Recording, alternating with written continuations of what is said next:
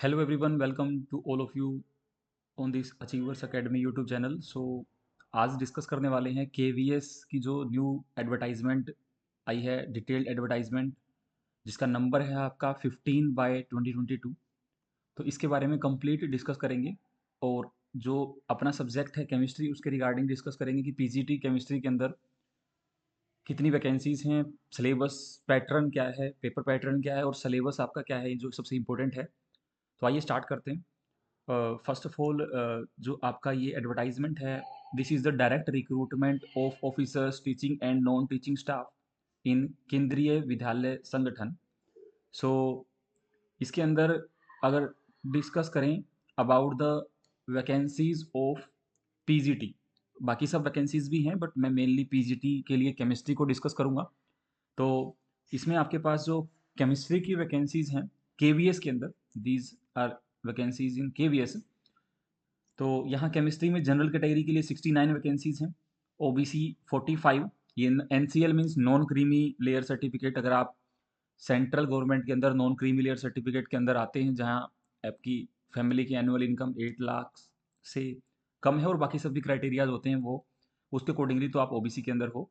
Then 25, 12, 16, तो total मिला के 167 वैकेंसीज हैं। तो काफ़ी एक अच्छी वैकेंसीज हैं, जो आई थिंक 18-19 के बाद अभी आई हैं। पिछले 3-4 साल से वेट चल रहा था केवीएस की वैकेंसीज का। तो एक बड़ी अपॉर्चुनिटीज़ है आप सबके लिए कि केवीएस में जो केमिस्ट्री सब्जेक्ट के लिए वैकेंसीज हैं, इनके लिए आप क्या कर सकते हैं, डायरेक्ट अप्लाई कर सकते हैं। बेसिकली जो ये रिक्रूटमेंट रहती है, ये डायरेक्ट रिक्रूटमेंट रहती है। इसके लिए आपको कोई भी टीचिंग एलिजिबिलिटी टेस्ट की रिक्वायरमेंट नहीं होती है, ठीक है। मतलब आइदर एच टेट और सी टेट और any other TET of any other state, उसकी रिक्वायरमेंट नहीं है, क्योंकि ये आपका पीजीटी लेवल का है। और पीजीटी लेवल पे डायरेक्टली जो एक एलिजिबिलिटी होगी उसके बारे में हम बात करेंगे। आप डायरेक्ट उसमें एलिजिबल हो। कोई टीचिंग एग्जाम की आपको प्री रिक्विजिट नॉलेज नहीं, मतलब इसमें रिक्वायरमेंट नहीं होगी आपकी, ठीक है। सो ये मैंने वैकेंसीज की बात बता दी 167, जो कि एक काफ़ी अच्छी वैकेंसीज हैं। अगर आप इन सब पीजीटी के सब्जेक्ट्स में देखोगे तो केमिस्ट्री में one of the top among all the subjects, जैसे 172 184, तो 167 इज ऑल्सो गुड नंबर। इसके बाद टीजीटी में भी काफ़ी लर्नर्स जो केमिस्ट्री में होंगे तो साइंस में भी एप्लीकेबल रहेंगे। तो इसके लिए आपका 125, 80, 42, 22, यहाँ 304 वैकेंसीज हैं। बट साइंस के लिए वही है कि लेवल 2 पे आ गया, और लेवल 2 के लिए आपको सी टेट का सर्टिफिकेट होना चाहिए पहले। सो वो उसके बारे में अलग से वीडियो बनाएंगे साइंस की। मेनली अभी पीजीटी केमिस्ट्री को डिस्कस कर रहे हैं। सो इसमें लाइब्रेरियन, प्राइमरी टीचर, बाकी सब वैकेंसीज भी हैं। सो ये आपका है, ठीक है।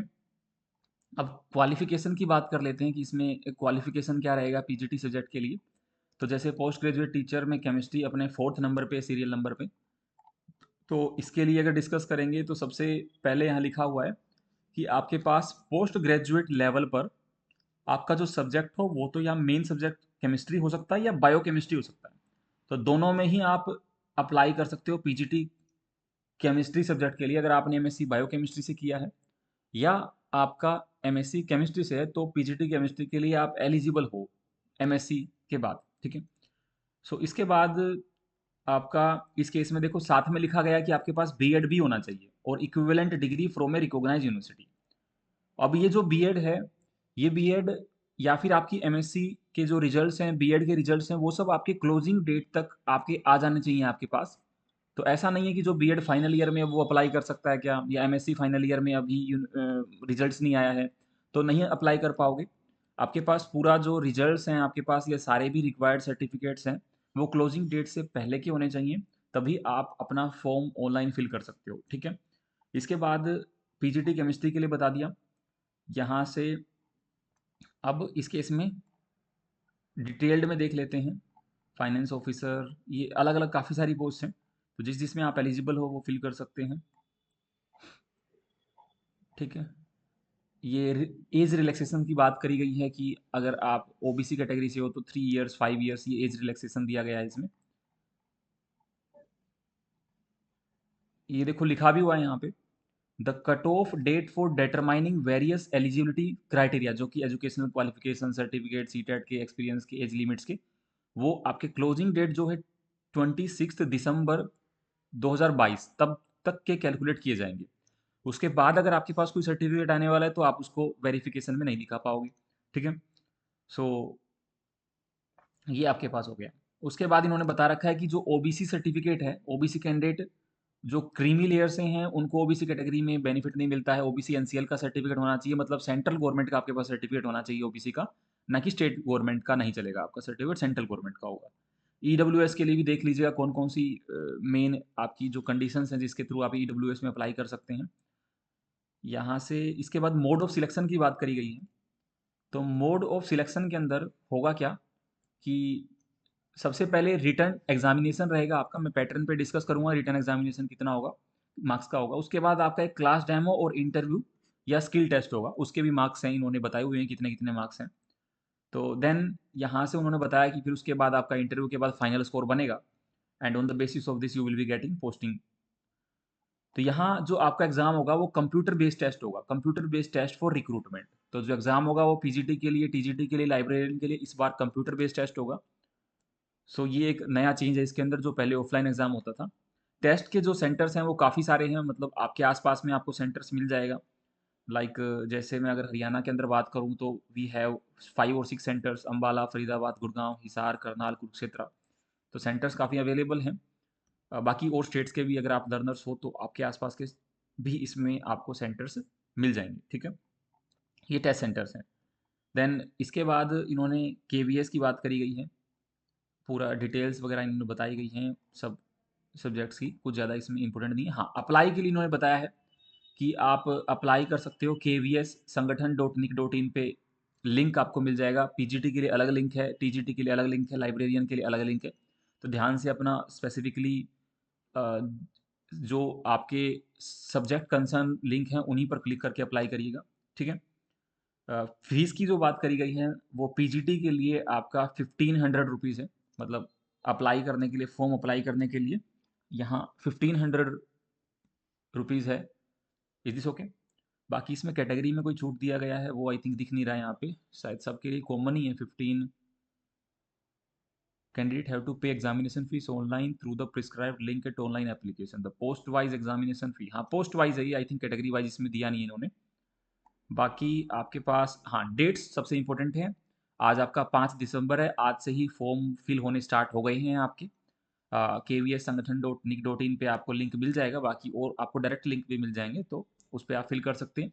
लास्ट डेट आपकी 26 दिसंबर है, तो लास्ट डेट का वेट मत करिएगा। अगर आपके पास डॉक्यूमेंट्स सारे के सारे हैं तो अपना form as soon as possible fill कर दीजिएगा, जिससे आपको नियरेस्ट सेंटर भी मिल जाए, बिकॉज काफ़ी सारे सेंटर नियरेस्ट भी हैं, तो बाद में बहुत दूर सेंटर्स ना मिले, तो इसलिए आप अपना फॉर्म भी पहले फिल कर सकते हैं। प्लस अगर डॉक्यूमेंट सारे हैं तो कोई डॉक्यूमेंट आने वाला है तो उसके लिए तो चलो वेट कर सकते हैं।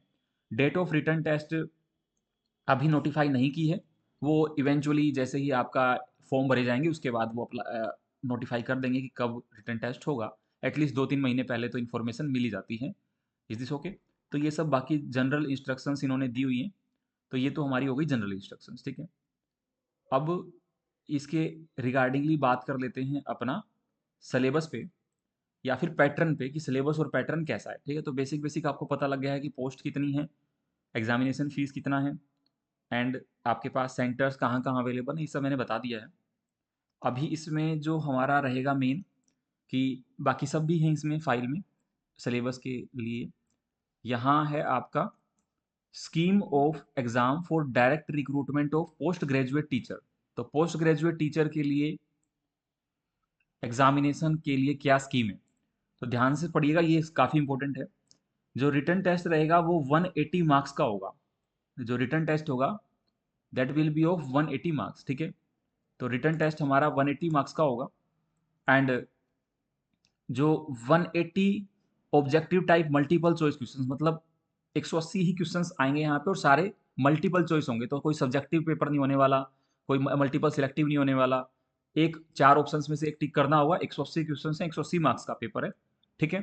Carrying 1 mark for each question, the duration of the written test will be 180 minute. तो वही है 180 क्वेश्चन, 180 मार्क्स, 180 मिनट, तो 3 घंटे का पेपर होगा, ठीक है। कोई यहाँ पे without any time limit for each part individually. तो जैसा DSSB में होता है कि हर एक पार्ट के लिए आपको सेक्शन फिल कर देना है, सबमिट करना है, अलग अलग टाइम मिलता है, वो ऐसा नहीं है। मतलब इसमें पूरा का पूरा 180 क्वेश्चंस को किसी भी टाइम पर कैसे भी अटेम्प्ट कर सकते हो। डायरेक्ट 3 घंटे का पेपर रहेगा। नेचर ऑफ जो क्वेश्चंस रहेंगे सेक्शन वाइज वो कैसे कैसे रहेंगे, और सब्जेक्ट कितने मार्क्स का है उसको भी देख लेते हैं। तो जो पार्ट 1 है वो आपका लैंग्वेज का पार्ट है, जो कि 20 मार्क्स का है। इसमें जनरल इंग्लिश 10 क्वेश्चंस हैं और जनरल हिंदी के 10 क्वेश्चंस हैं, मतलब 20 नंबर का आपका जनरल हिंदी और जनरल जनरल इंग्लिश रहने वाला है। अब जनरल हिंदी और जनरल इंग्लिश में भी क्या पूछेगा आपसे, उस पर भी हम अभी डिस्कशन करेंगे। अ, आपके पास पार्ट 2 में जनरल अवेयरनेस है आपका, देन आपके पास रीजनिंग है एंड प्रोफिशिएंसी इन कंप्यूटर्स है। मतलब कंप्यूटर के 5 क्वेश्चंस आएंगे, रीजनिंग के 5 क्वेश्चंस आएंगे, और आपके general awareness and current affair के 10 आएंगे। इसमें से करंट अफेयर के 5 मान सकते हो आप, जनरल अवेयरनेस के 5 मान सकते हो। वो जैसे भी एग्जामिनर डिस्ट्रीब्यूट करना चाहेगा उसके अकॉर्डिंगली डिस्ट्रीब्यूशन हो जाएगा। जो थर्ड पार्ट है आपका, थर्ड यूनिट बोल सकते हैं इसमें, तो ये है perspectives on education and leadership. इसमें से 40 क्वेश्चंस आएंगे। काफ़ी एक मेजर टॉपिक है भैया आपका ये, एक मेजर टॉपिक हम बोल सकते हैं। इसमें मैं बोल लूँ तो जो हम बीएड के अंदर कवर करते हैं अपना चाइल्ड डेवलपमेंट, पेडागोजी, साइकोलॉजी, वो सब से रिलेटेड इसमें रहने वाला है। जैसे कि इसमें इन्होंने बता भी रखा है स्पेसिफिक, देखो ये सबसे अच्छा इन्होंने डिस्ट्रीब्यूशन करके दिया है कि किस टॉपिक्स में से कितना आने वाला है। जैसे इन्होंने बताया है कि अंडरस्टैंडिंग द लर्नर से 15 क्वेश्चंस आएंगे, understanding teaching learning 15 questions, creating conducive learning environment, और ये 10 क्वेश्चंस, इस तरह से उन्होंने 40 क्वेश्चंस 40 मार्क्स के डिस्ट्रीब्यूट किए हुए हैं। ठीक है, तो ये टोटल जो जनरल सेक्शन हो गया ये आपका हो गया 20 + 20 + 40। तो 20 + 20 + 40 which is 40 20 20 is 80 marks. Yes और नो? ठीक काउंट किया हमने, तो 80 मार्क्स का आपके पास ये हो गया, और 100 मार्क्स का आपका पेपर है, और कंप्लीट आपका 180 मार्क्स का है। ठीक है जी। पेपर मीन्स आपका जो सब्जेक्ट स्पेसिफिक सिलेबस है वो हमारा 100 मार्क्स का है। ठीक है, 100 मार्क्स का है। तो ये टोटल 100 मार्क्स का आपका, मान लो मैं अभी केमिस्ट्री की बात करूँ तो 100 मार्क्स का केमिस्ट्री रहेगा, प्लस 80 मार्क्स का आपका जनरल सेक्शन रहेगा, जिसमें से 20 20 40 आपका साइकोलॉजी, एंड 20 + 20 आपके पास हिंदी, इंग्लिश, रीजनिंग, कंप्यूटर्स, और जो करंट अफेयर्स, जनरल, जीके वगैरह इन सब से आ रहा है। इसके बाद ऐसा नहीं है कि आपने रिटर्न में स्कोर किया तो आपको मेरिट में मतलब यहीं से मिल जाएगा एडमिशन, या आपका जो सिलेक्शन हो जाएगा। इसमें बेसिकली क्या है कि यहाँ इन्होंने बताया हुआ है कि प्रोफेशनल कॉम्पिटेंसी टेस्ट। ठीक है, अब ये प्रोफेशनल कॉम्पिटेंसी टेस्ट क्या है ये भी देना पड़ेगा आपको, जो कि 60 मार्क्स का होगा। तो जिसमें कि डेमो टीचिंग आपको 30 नंबर का, मतलब टीचिंग करके दिखाना पड़ेगा, और इंटरव्यू आपका 30 मार्क्स का होगा, तो टोटल 60 का होगा जी। ये भी एक एक मेजर पोर्शन कैरी करता है। ओनली रिटर्न के बेस पे आपको ये जॉब नहीं मिलने वाली है, इसमें डेमो टीचिंग प्लस इंटरव्यू भी रहेगा। तो डेमो टीचिंग 30 मार्क्स का होगा और इंटरव्यू 30 मार्क्स का होगा, तो ये 60 मार्क्स का हो गया आपका। ठीक है, अब इस केस में बताया इन्होंने, the weightage of written test and professional competency, demo teaching 15 and interview 15 will be 70 30, final merit will be release on the performance of the candidate in written test and professional taken together. मतलब ये बोल रहा है कि आपके पास जो ये 180 marks हैं प्लस 60 मार्क्स हैं, 60 मार्क्स आपके 30 + 30 हैं डेमो टीचिंग प्लस इंटरव्यू के, और 180 आपके रिटर्न के हैं। तो इनका 180 का वेटेज लगेगा 70%, और इसका वेटेज लगेगा 30%। ठीक है, अब 30% में से भी 15% वेटेज लगेगा which is from your demo teaching, and 15% is from interview. तो ये 70% वेटेज रिटर्न टेस्ट का, 15% weightage demo teaching, and 15% interview का। तो ये आपका वेटेज हो जाएगा 100%, और इसमें से फिर आपका मेरिट बनेगी आपकी। ठीक है, तो जो रिटर्न का पोर्शन है उसका 70% वेटेज है। Is this okay? सो उसके बाद ही फिर इंटरव्यू और डेमो टीचिंग का वेटेज आता है, ये इन्होंने बताया है। उसके बाद देखो इन्होंने थोड़ा और डिटेल में भी दिया है कि जनरल इंग्लिश में क्या क्या आने वाला है। जैसे रीडिंग कॉम्प्रिहेंशन रहेगा, वर्ड पावर ग्रामर यूजेज रहेगा, हिंदी में पठन कौशल, शब्द सामर्थ्य, व्याकरण एंड प्रयुक्ति रहेगा। तो ये इन्होंने स्पेसिफाई भी कर दिया है कि कहाँ कहाँ से, और थोड़ा सा सिलेबस बाइफरकेट किया है। अब अंडरस्टैंडिंग द लर्नर में देखो कन्फ्यूजन हो सकता था, तो उसको उन्होंने दूर कर दिया है। इसमें भी इन्होंने सब यूनिट्स बता दी हैं, कौन सी सब यूनिट्स हैं जहाँ से 15 क्वेश्चंस बनने वाले हैं। अंडरस्टैंडिंग टीचिंग लर्निंग के 15 क्वेश्चंस भी कहाँ से बनेंगे, ये इन्होंने सब यूनिट्स इसमें दे दिया है। ठीक है, ये आप किसी भी बुक से कवर कर सकते हो, जो भी सोर्स मटेरियल रहेगा आपका। उसके बाद क्रिएटिंग कंड्यूसिव लर्निंग एनवायरनमेंट के भी इन्होंने सब यूनिट्स प्रोवाइड कर दी हैं। स्कूल ऑर्गेनाइजेशन एंड लीडरशिप के भी इन्होंने सब यूनिट्स प्रोवाइड किए हैं। पर्सपेक्टिव्स इन एजुकेशन के भी सब यूनिट्स प्रोवाइड किए हैं। ये न्यू एजुकेशन पॉलिसी 2022 काफ़ी इंपॉर्टेंट, 2020 काफ़ी इंपॉर्टेंट है, यहाँ से आपका रहता ही है। तो सिलेबस को बाइफरकेट भी किया है और पूरा क्लैरिटी के साथ बताया है कहाँ से कितना मार्क्स वेटेज रखेगा और उसके अंदर से कौन कौन सी सब यूनिट्स का वेटेज क्या क्या है। Then subject specific syllabus 100 marks का है, इसको भी हम अभी देखते हैं केमिस्ट्री के लिए कि ये क्या रहेगा। ये हम डिस्कस कर ही चुके हैं कि 70-30 के रेशो में आपका जो रिटर्न और इंटरव्यू के डेमो टीचिंग के मार्क्स को कंसीडर करेगा। तो यहाँ लिख भी रखा है, final merit will be based on the performance of the candidate in written test, professional competency taken together. मतलब ऐसा नहीं होगा कि आपको इंटरव्यू के बेसिस पे ही उन्होंने बाहर निकाल दिया या अंदर रख लिया। रिटर्न के मार्क्स भी काउंट करेंगे फाइनल रिजल्ट में, इंटरव्यू भी करेगा आपका, तो दोनों से ही आपकी वेटेज निकल के आएगी। अब सब्जेक्ट वाइज सिलेबस पे आ जाते हैं। ये टीजीटी का सिलेबस है, टीजीटी को आपके साथ next time specific teacher discuss करेंगे। हम आ जाते हैं स्पेसिफिकली केमिस्ट्री के सिलेबस पे, ठीक है। तो यहाँ लाइब्रेरियन का सिलेबस है, ये पूरा पीडीएफ है, आप डाउनलोड करके पूरा अपने पास रखिएगा, इसका प्रिंट ले लीजिएगा सिलेबस का और इसके अकॉर्डिंगली एक एक पॉइंट को करके पढ़िएगा, ठीक है। वो ज़्यादा बेटर रहता है कि आप सिलेबस को ध्यान में रखते हुए, प्रीवियस ईयर को ध्यान में रखते हुए अपना पूरा का पूरा सिलेबस करो और इसमें एग्ज़ाम में अच्छा स्कोर करो, ठीक है। तो यहाँ पीजीटी के सिलेबस पे हम आ जाते हैं। ये यहाँ पे सब्जेक्ट स्पेसिफिक सिलेबस दिया हुआ है, तो ये थर्ड वन हमारा केमिस्ट्री का है, ठीक है। बाकी सब्जेक्ट कंसर्न आप अपना सिलेबस देख सकते हैं। इसमें जो सिलेबस है that is for PGT chemistry, ये रहा जी हमारा, ठीक है। इसका भी अलग से हम पीडीएफ बना देंगे, सिलेबस अपना केमिस्ट्री का निकाल के, फिर उसको आप अपने पास रख लेना प्रिंट करके। Syllabus for the post of PGT chemistry, this syllabus is for KVS, ठीक है। तो काफ़ी सारे लर्नर्स तो फॉर्म भर देंगे लेकिन पता ही नहीं रहेगा सिलेबस क्या है, तो एटलीस्ट सिलेबस आपको पहले पता होना चाहिए। Subject specific syllabus includes the concept of NCERT CBSE syllabus and text book, ठीक है। तो इन्होंने बोला है कि कंसेप्ट रहेंगे एनसीईआरटी सीबीएसई सिलेबस के, क्लासेस 11 एंड 12 के। However the questions will be testing the depth of understanding and application of these concept at the level of post graduation. मतलब मैं बोलूँ तो आपका बात ये रहेगी कि जैसे मान लो 12th में इलेक्ट्रोकेमिस्ट्री है, तो इलेक्ट्रोकेमिस्ट्री चैप्टर तो है 12th क्लास में आपका, बट जो उसका एप्लीकेशन है या वो पीजी में, वो हो सकता है इलेक्ट्रोकेमिस्ट्री थोड़ा डीप में आता हो, तो वहां से क्वेश्चंस पूछ सकते हैं। मैं ऐसा इसमें बोलूँ कि जैसे पेरिसाइक्लिक है आपका, पेरिसाइक्लिक पेरिसाइक्लिक आपका एनसीईआरटी में नहीं है, तब वो उससे नहीं पूछेगा, पेरिसाइक्लिक से नहीं कवर करेगा। जो एनसीईआरटी के ही टॉपिक्स हैं उनको ही वो डीप में जाके पूछेगा। जैसे ऑर्गेनिक है एनसीईआरटी में, तो अब वो ऑर्गेनिक पोस्ट ग्रेजुएशन लेवल की पूछ सकता है। तो इसका मतलब ये नहीं है कि आपको सिर्फ एनसीईआरटी पे फिक्स रहना है, आपको अपना जो सिलेबस है उसको डिटेल में डीप तरीके से कवर करना है। पॉइंट्स आपके पास सिलेबस में दे दिए उन्होंने, एनसीईआरटी के हैं, मतलब आपको एनसीईआरटी भी पढ़ना है और एनसीईआरटी के साथ साथ उसके जो सेम रिलेटेड टॉपिक्स पर बीएससी में क्या कुछ कंसेप्ट हैं और एमएससी में क्या कुछ आपका डिटेल में थोड़ा डीप अंडरस्टैंडिंग लेवल पे पूछा जाता है, डेप्थ ऑफ अंडरस्टैंडिंग, वहां पर कवर करना पड़ेगा आपको, ठीक है।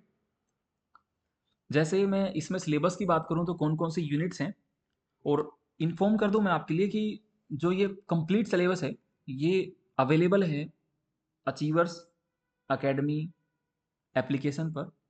कंप्लीट सिलेबस को हमने डिटेल में डिस्कस किया हुआ है for the all teaching examinations. तो केवीएस का सिलेबस भी अवेलेबल है, मतलब केवीएस, एनवीएस, एचसेट, देन आपका UP PGT, D triple S भी एग्जामिनेशन के लिए सिलेबस आपका डिस्कस किया हुआ ऑलरेडी अवेलेबल है, पूरा का पूरा सिलेबस आपके पास। तो उसको प्लान करके पढ़ सकते हो और पोस्ट ग्रेजुएशन तक की ही उसमें कंसेप्ट हमने डिस्कस किए हैं, सही है। विद प्रैक्टिस क्वेश्चंस हैं उसमें, आपके पास प्रैक्टिस सेशंस हैं, वीडियो हैं, वो सब अवेलेबल है, तो वो आप चेकआउट कर लीजिएगा। अभी सिलेबस को एक बार डिस्कस कर लेते हैं, ठीक है।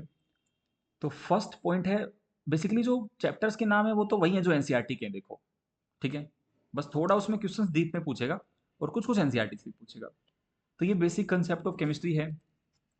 देन इसमें अब क्या है, वो सब बेसिक बेसिक सब पार्ट्स हैं, उसको भी लेटर ऑन डिस्कस कर लेंगे। स्ट्रक्चर ऑफ एटम के बारे में बताया गया है। देन ये 11th क्लास के हैं, अगर आप देखोगे तो 11th क्लास के फर्स्ट पार्ट के, classification of element and periodicity in properties, ठीक है।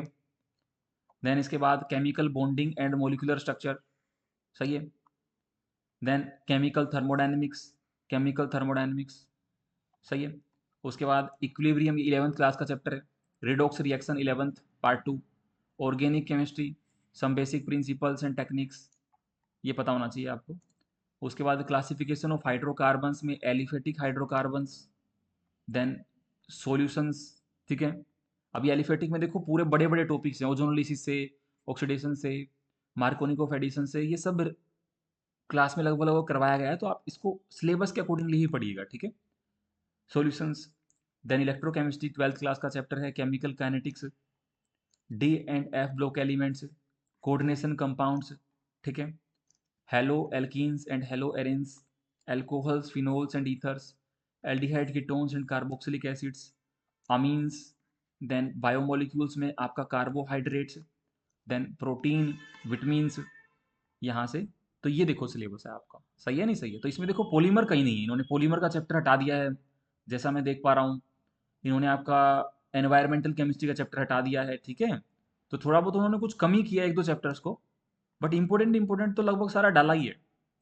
सो आप पूरा इसको सिलेबस को ध्यान में रखते हुए हर एक, देखो सिलेबस से बाहर कुछ नहीं आएगा। अगर सिलेबस में लिखा होता है डाल्टन एटॉमिक थ्योरी, तो आपको डाल्टन एटॉमिक थ्योरी पढ़ना है, उसके क्वेश्चंस करने हैं, ठीक है। तो सिलेबस का जरूर प्रिंट आउट ले लीजिएगा।